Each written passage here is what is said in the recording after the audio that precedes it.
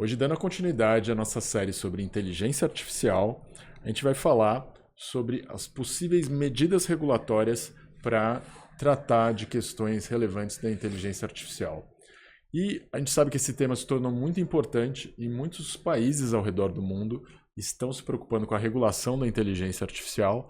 Então, na União Europeia, a gente teve o AI Act, né, a legislação específica de inteligência artificial. Nos Estados Unidos, o presidente Biden lançou um decreto muito amplo, coordenando a ação de mais de uma dezena de agências, com centenas de ações em um período bastante curto que estão relacionadas à inteligência artificial. E aqui no Brasil, a gente está atualmente discutindo o PL da inteligência artificial. Então a gente vai hoje tentar debater isso, né? Como que uma pesquisa que foi realizada na Faculdade de Direito da USP, que buscou então mapear todas as iniciativas ao redor do mundo sobre inteligência artificial, podem iluminar os caminhos do Brasil como um país em desenvolvimento para regular a inteligência artificial, protegendo, né, todas as pessoas, né, que são impactadas pela inteligência artificial no Brasil, mas também sem impedir o nosso desenvolvimento econômico. Então, no episódio de hoje, a gente vai contar mais uma vez com a presença da Andressa Bizzuti para continuar a nossa conversa aqui sobre inteligência artificial. A Andressa Bizzuti, como a gente já tinha comentado anteriormente, é mestre em Direito pela Universidade de São Paulo e também pela Faculdade de Direito de Harvard, sempre tratando de temas de direito e tecnologia. Além disso, ela é professora de Direito Empresarial no IBMEC, ela é conselheira do CONAR, né, o órgão brasileiro responsável pela autorregulação da publicidade. E a Andressa também é advogada aqui em São Paulo, no escritório Batista Luz, e ela é a responsável pela área de mídia e entretenimento. Andressa, mais uma vez, muito obrigado por estar participando aqui com a gente do PG On Air. Prazer é meu, todo meu. Muito obrigada pelo convite.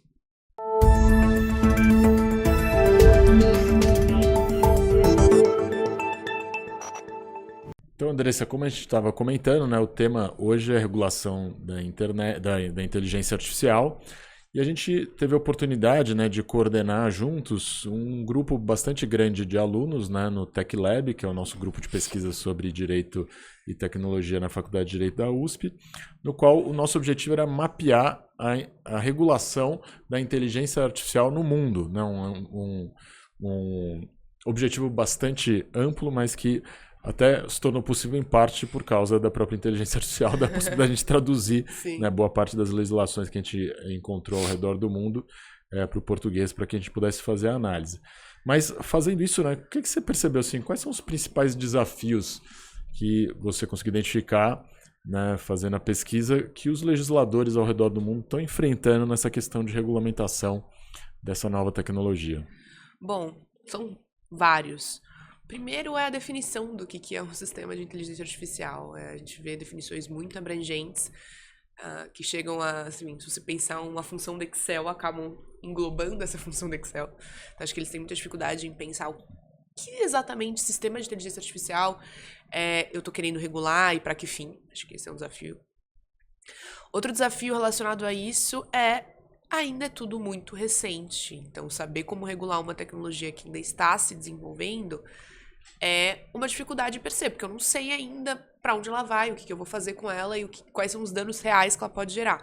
Então, a gente nota vários lugares do mundo se preocupando em criar uma regulação, uma estrutura regulatória de entender a tecnologia para depois criar outros tipos de obrigações mais específicas, ao invés de já criar um monte de regra que eventualmente não vai ser necessário ou suficiente. Eu posso errar por mais e para menos, porque eu ainda não tenho a implementação da tecnologia acontecendo. Então a gente vê esses dois tipos de desafios acontecendo ao redor do mundo. Sim. E cada vez está mais claro, né, que a inteligência artificial é uma ferramenta tão poderosa que ela tem até um impacto na geopolítica mundial, né? Então a gente percebe que vários desses países, na sua regulação, eles não estão preocupados somente com a regulação do seu país, como se você tivesse absoluta soberania sobre o que está acontecendo com a inteligência artificial no seu país. Na verdade, a gente tem também essa questão de que os países estão todos numa corrida para ver quem domina a inteligência artificial, porque o país que tiver maior domínio sobre a inteligência artificial vai também ter uma ascendência muito grande sobre os outros países, né? Então, ela realmente trata de questões de segurança nacional. E até muitas vezes a gente comenta, né, que muitas pessoas querem tratar do tema de inteligência artificial sobre a perspectiva de direitos humanos, né? Então, direitos humanos da inteligência artificial. Então, acho que vai criar uma lista de direitos lá para te proteger da inteligência artificial, e aí você acha que aquilo vai realmente garantir os seus direitos humanos, né? Se a gente lembrar que os maiores danos a direitos humanos da humanidade, né, por exemplo, com a ascensão do nazismo, estão ligados à ideia de imperialismo, né? Um país tentando dominar o outro. Então, em alguma medida, se a gente ficar totalmente subjugado à tecnologia de outros países, eventualmente, né, até a nossa legislação ela não vai servir de nada, né? Porque ou a gente vai ser invadido por um outro país, ou a gente vai se tornar totalmente dependente economicamente de outros países, né? Então, acho que tem esse duplo lado, assim, né? Que o direito não consegue resolver absolutamente, né? Se você colocar uma regulação que restrinja o desenvolvimento da tecnologia, aquilo é que vai ser a sua violação de direitos humanos, né? E não, eventualmente, os efeitos que essa nova tecnologia pudesse ter diretamente sobre todos nós. E eu entendo, né, as preocupações e os medos em relação a direitos humanos que a tecnologia gera. Todo mundo entende. Só que o ponto é exatamente o que você falou. A tecnologia já existe, ela está sendo implementada mundialmente. A gente não buscar colocar o Brasil numa posição de protagonismo em relação à tecnologia, a gente vai ficar para sempre dependente de outros países em relação ao tema. O que, como você mesmo colocou, aí mesmo que vai ter uma violação de direitos humanos. Então, ter medo da tecnologia não é mais uma opção. Ela existe, ela tá aí, e a gente tem que viver considerando essa realidade. Sim. E um dos temas aqui, para entrar na parte mais técnica, né, que a gente percebe que parece ser uma preocupação central dos legisladores, é a questão da responsabilidade civil em casos de danos causados pela inteligência artificial à população. Sim, né? sim. E aí é curioso porque a responsabilidade civil ela sempre existiu em alguma medida para lidar com esses riscos, né, da atividade empresarial como um todo, né, desde o seu surgimento na Roma Antiga.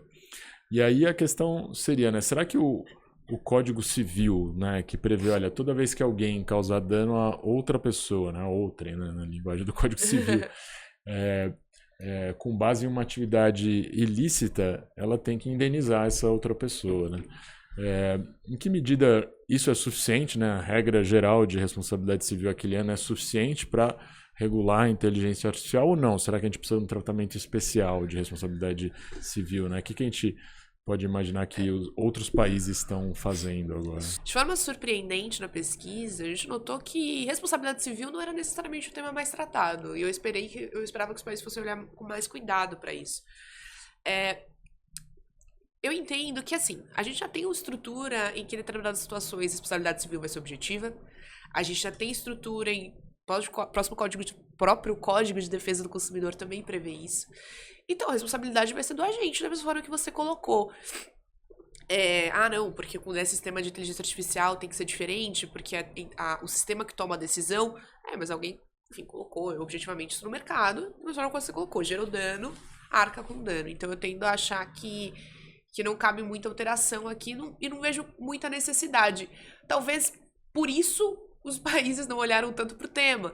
E, de novo, não é que no futuro a gente não possa pensar um sistema diferente de responsabilidade civil, mas a gente ainda está entendendo os danos que a inteligência artificial pode nos gerar. Então, ficar mudando um sistema tão consolidado como você mesmo já colocou, pode só gerar mais confusão, mais dúvida interpretativa. Imagina o judiciário tendo que lidar com isso. Não, o sistema de inteligência artificial é outro sistema. Que eu não sei se o benefício vai valer a pena toda essa mudança dentro de um sistema já consolidado. Sim. E é interessante porque a gente percebe, né, que em países, né, que têm sistemas jurídicos, digamos, mais consolidados, mais antigos, existe talvez uma confiança maior no sistema jurídico para lidar com isso. Né? No Brasil, parece que cada coisa nova que surge na sociedade tem que fazer uma nova lei, tem que fazer uma lei das apostas, tem que fazer uma lei das startups, tem que fazer uma lei de tudo que surge de novo na sociedade. Parece que é uma lei da SAF, digital. Lei de influenciador digital, tudo precisa de uma lei específica. Sim. Que muitas vezes é uma falta de confiança no sistema jurídico, na capacidade do sistema jurídico de realmente conseguir se adaptar a essas transformações.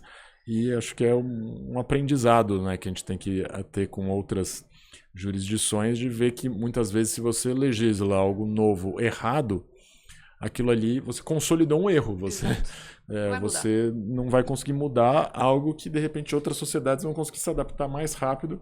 E aquilo que parecia uma vantagem, eu tenho a primeira lei do mundo para tratar, né, como quando a gente teve uma das primeiras leis do mundo da internet. Não necessariamente foi uma vantagem para o Brasil, né? A gente não tem grandes empresas de internet no Brasil até hoje. Acabou, na minha visão, se tornando uma espécie de desvantagem.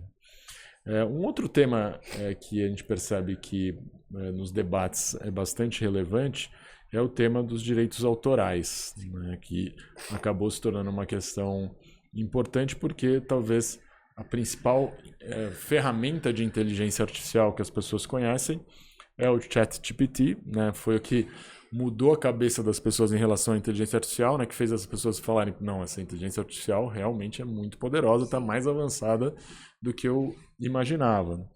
E o ChatGPT, como as pessoas aprenderam posteriormente, ele aprendeu, né, lendo os grandes bancos de dados públicos que estão disponíveis aí para a sociedade, ou seja, lendo os jornais, lendo a Wikipedia, lendo todos esses bancos de dados que já são disponíveis para todos nós, né? E aí fica a questão, né? Será que tudo que ele aprendeu ele pode efetivamente usar? Qual que é o limite ali que eventualmente você tem uma violação de direito autoral, né? E será que a gente deveria regular essa questão de direito autoral, por exemplo, na legislação brasileira?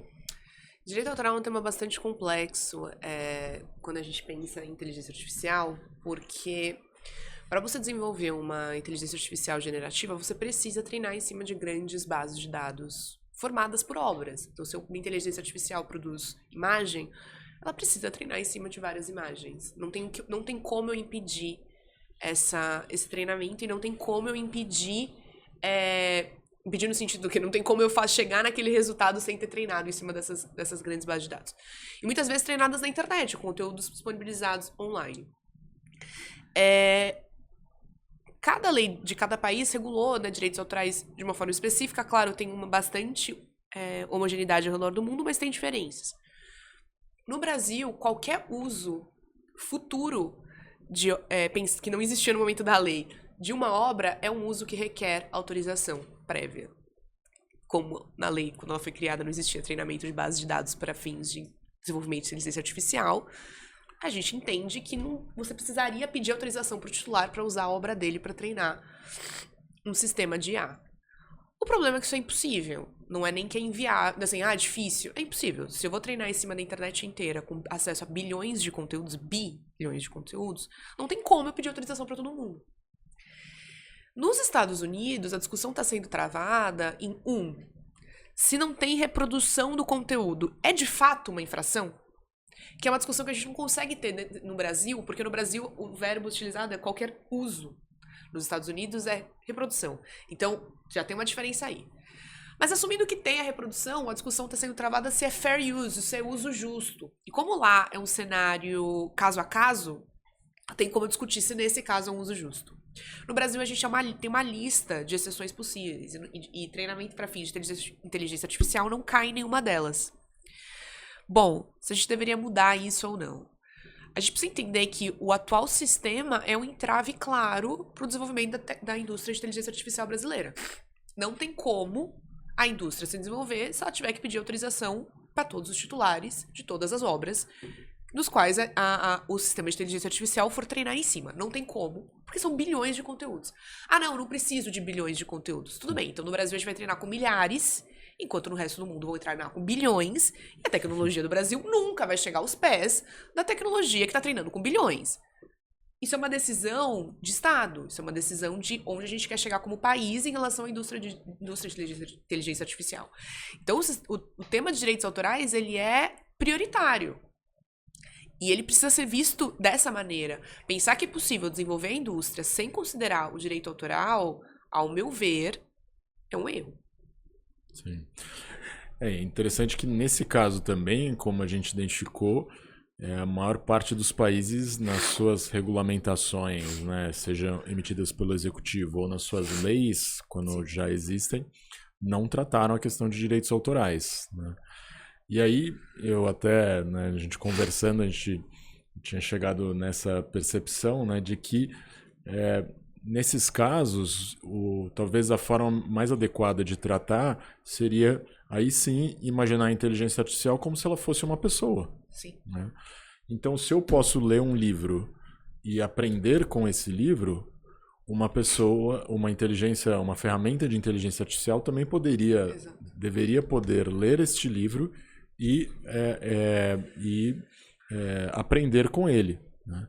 E aí você poderia imaginar que você já incorporaria os elementos que a sociedade já estabeleceu para remunerar os autores. Né? Então, você precisaria comprar uma cópia desse livro, seja uma cópia física ou uma cópia eletrônica. Você teria que pagar uma assinatura para uma base de dados, seja uma assinatura física ou seja uma assinatura eletrônica. E aí, ao acessar esses bases de dados, a gente já sabe que, por exemplo, no passado, muitas dessas bases de dados já tinham restrições a download, por exemplo, ou a acesso.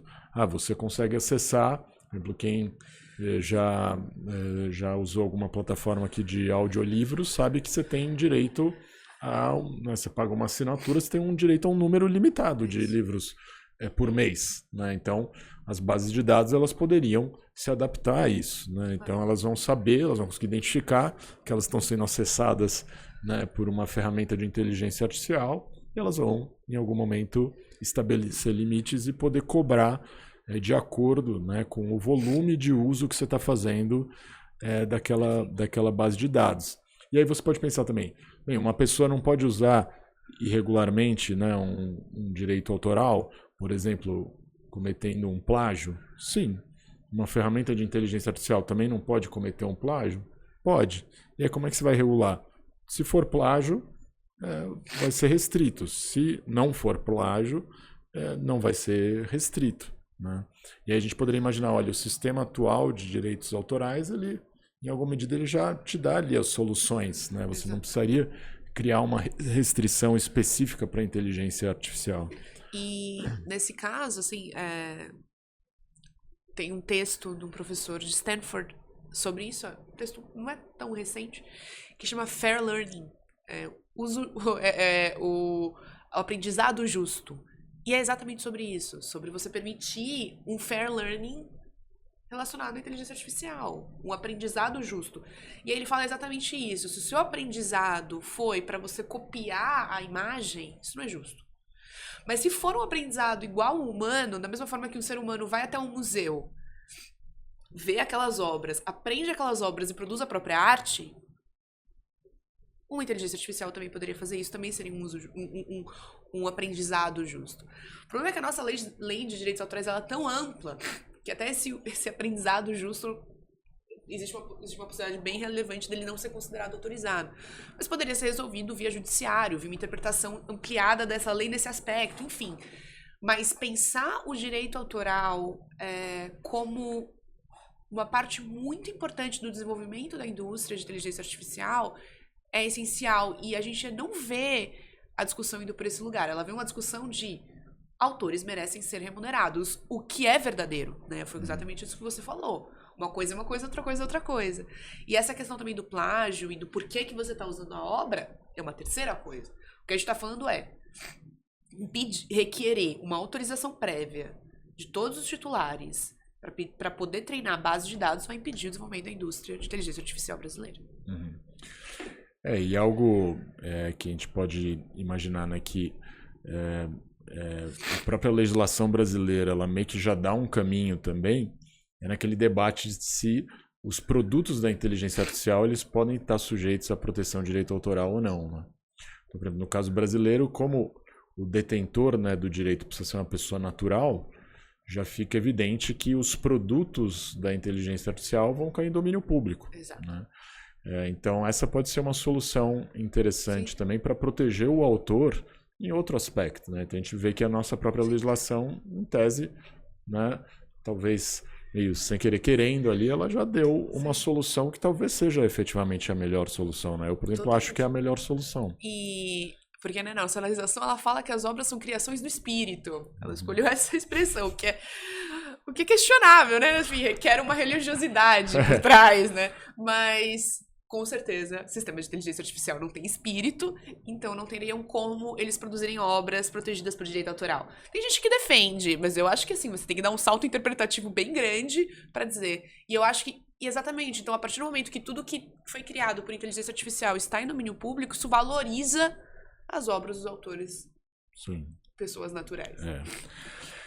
E aí uma outra preocupação das pessoas é algo que já fazia parte, né, dessa experiência das gerações que nasceram na internet, que era a proteção de dados. E aí, né, que a gente pensaria, será que a inteligência artificial ela cria um problema, por exemplo, para implementação da LGPD no Brasil? Né? Será que a gente já teria que alterar a LGPD para lidar com questões relacionadas com o uso da inteligência artificial? Ou essa legislação ela ainda está em um processo de amadurecimento, a gente tem que deixar ela amadurecer e ela, na verdade, quando a gente fez a LGPD, em alguma medida, a gente já deveria saber que as ferramentas, né, que capturam dados já usam a inteligência artificial. Né? Então, o que você acha? Você acha que tem um impacto específico aí da inteligência artificial na proteção de dados? Eu acho que a resposta está na sua própria pergunta. Eu acho que precisa amadurecer primeiro. Que é o que a gente vem falando, na verdade, esse episódio inteiro. A gente já tem leis. Elas precisam ser consideradas. A gente não precisa ficar mudando elas o tempo inteiro. Elas precisam ser consideradas em relação a novas realidades. Porque se toda vez que aparecer uma nova realidade a gente fizer uma lei, a gente vai surtar como sociedade. Não faz sentido, a gente vai chegar em lugar nenhum. A gente nem regulou a LGPD inteira. Tem incisos da LGPD que ainda não tem norma definida pela autoridade. Que também cria um contraponto na lei, no projeto de lei de inteligência artificial, que ele é praticamente inteiro dependente de posterior regulação. Então, assim, que autoridade vai fazer isso? Com que dinheiro? Mas ia ser uma outra discussão. Então, a gente olhar para criar interpretações relacionadas à proteção de dados para o cenário de inteligência artificial via LGPD é um caminho totalmente possível. A gente considerar a legislação que a gente tem, as preocupações que a gente tem e aplicar eles na inteligência artificial. Não precisamos ficar alterando toda vez que um desafio novo aparece. Porque, como você mesmo colocou, sistemas avançados não trabalham assim. E senão a gente vai ficar sempre correndo atrás do próprio rabo, porque a tecnologia sempre vai se desenvolver e a gente nunca vai ter um sistema que se completa. Sim. E também uma das coisas mais interessantes que a gente viu na nossa pesquisa, né, da inteligência artificial ao redor do mundo foi que tem diversos países que estão adotando uma estratégia meio pedagógica, né, em relação à inteligência artificial, né?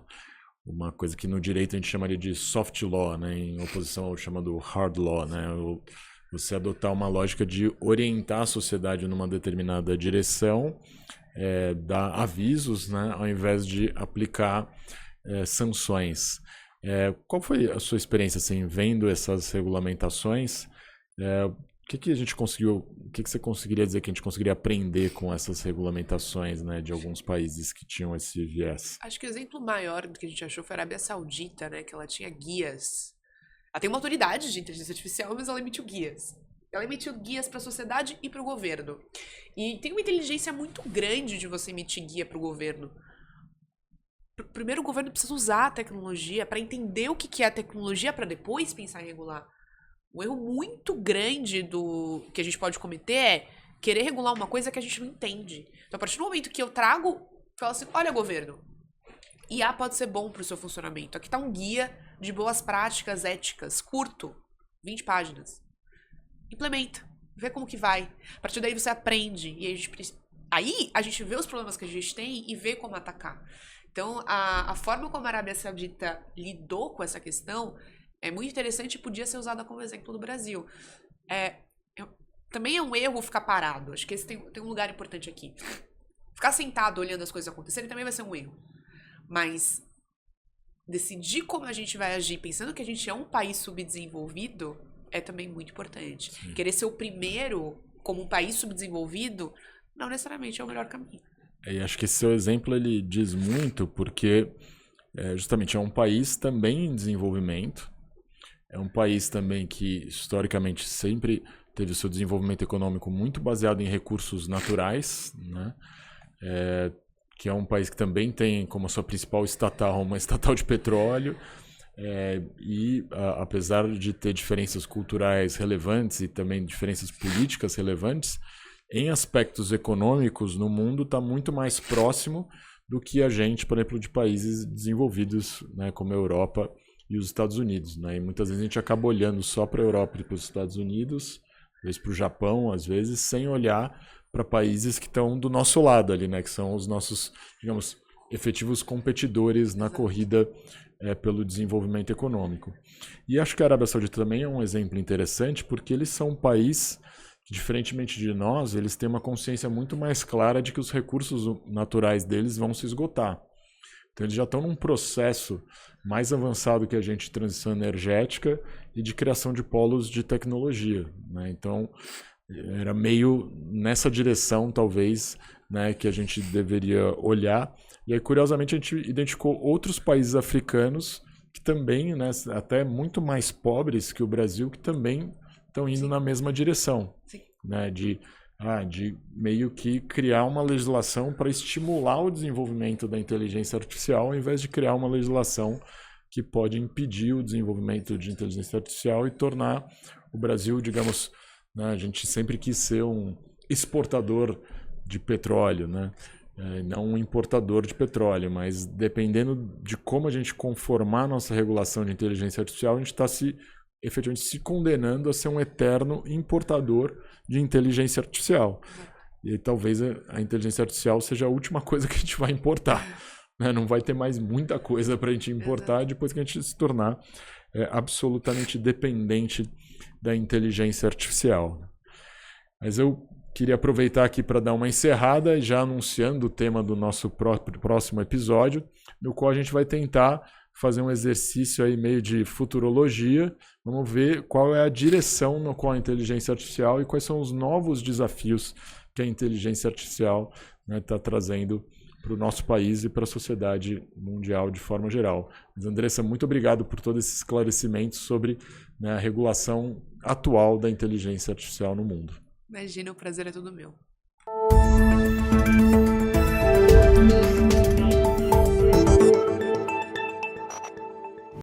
Muito obrigado a todos e a todos que assistiram a mais esse episódio do PG On Air. E se você gostou do conteúdo que a gente trouxe aqui hoje, por favor, deixe o seu like, se inscreva no canal e aperta aqui o sininho também.